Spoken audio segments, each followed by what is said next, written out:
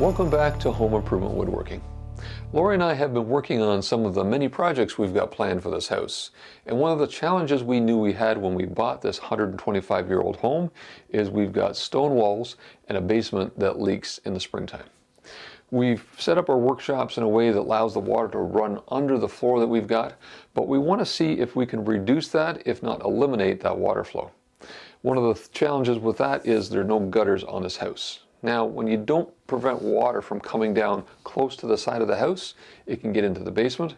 We've also got some areas where paint is peeling away and is worn prematurely because of all that moisture. We've also got trees that are right next to the foundation, and trees can allow water to come down into the foundation. So a number of things that we're going to fix. We're going to show you those in this video in case you've got a challenge working through these or just want to follow along on one of the many projects we've got here in our home.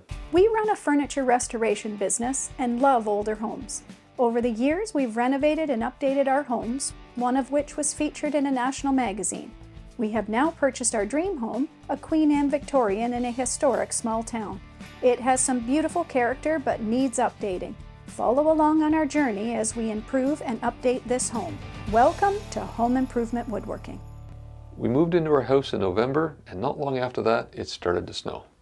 The snow eventually built up over winter, and I ended up shoveling the snow away from the foundation because I didn't want it to thaw and then cause water to go in the basement. When spring came, the rain started, and it rained, and it rained.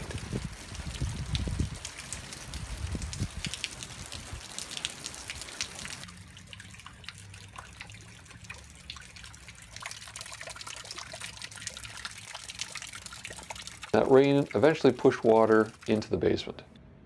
We got enough water in the basement that we ended up with little tiny rivers. Now the floor in the basement was poured in a way that it's got channels that divert that water into the sump pump, which prevents the basement from flooding. But it would be nice not to have all this water every spring. Let me give you a rundown of all the issues. First, we've got standing water around the foundation, and that sinks into the soil and gets the basement wet. There's also missing mortar in the foundation wall where the water can get in. The third problem is we have trees and stumps that are too close to the foundation. Those root systems can help channel water deep into the soil. The uncontrolled water is also causing paint and wood to deteriorate. You can see years of wear on this paint. And the uncontrolled water is also damaging mortar, so we've got that to fix as well. Uncontrolled water can do a lot of damage to masonry. And here's an example of a home in Perth. The water was allowed to come down the corner, and the freezing and thawing caused that mortar to pop out. I'm guessing this is one of the reasons this house is torn down. The first solution for our water problems was to remove the trees and stumps that were too close to the house. As soon as the soil dried out, we had a professional tree company come in and remove the trees.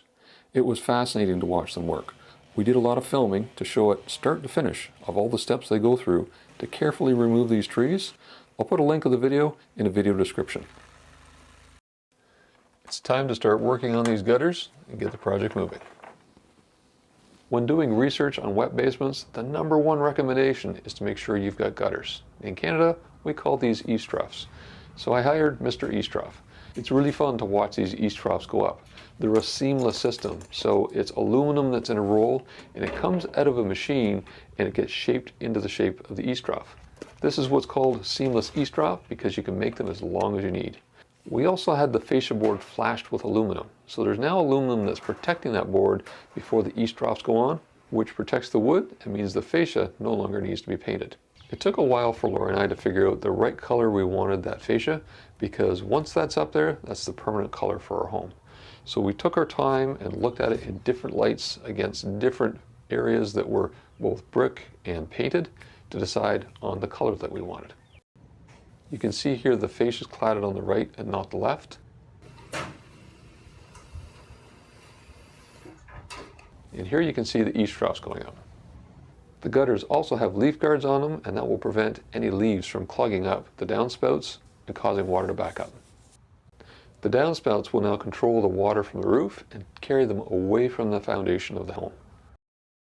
I've done a lot of mortar repair at the back of the house, right at the ground line. All the mortar seemed to be missing, and there was actually soil washing into the wall. If you're interested in a video about mortar repair, leave a comment in the video and maybe we'll make one. It looks like soil right now because I've regraded the area. So I'll put the camera over here and you can see There's now a nice gentle slope away from the house that'll help keep the water away from the basement. It feels really good to have these gutters complete, and it should make a difference in the springtime so that the water isn't coming right down at the foundation. And the grading as well as fixing a mortar around the base of the house should help as well. The only way we're going to tell is to watch what happens in the spring. So here we are, it's now summer. I wanted to make sure we could get through that winter thaw and the spring rains to understand what's happening in the basement. There is a little bit of water left in the main hallway and the laundry room, but the good news is the two workshops are dry. So all this work did pay off, but I don't have the illusion that this basement's going to be 100% waterproof. It's part of the nature of having an older home that doesn't have waterproofing on the exterior of the foundation. We've got a number of projects lined up that we're going to share with you. We've got chimney work that we're doing, sunroom. If you haven't subscribed yet, please do, and turn on all notifications. That way you'll get notified every time we make a brand new video. We've got a lot of videos we've produced on our channel. Check them out. Thank you for watching Home Improvement Woodworking.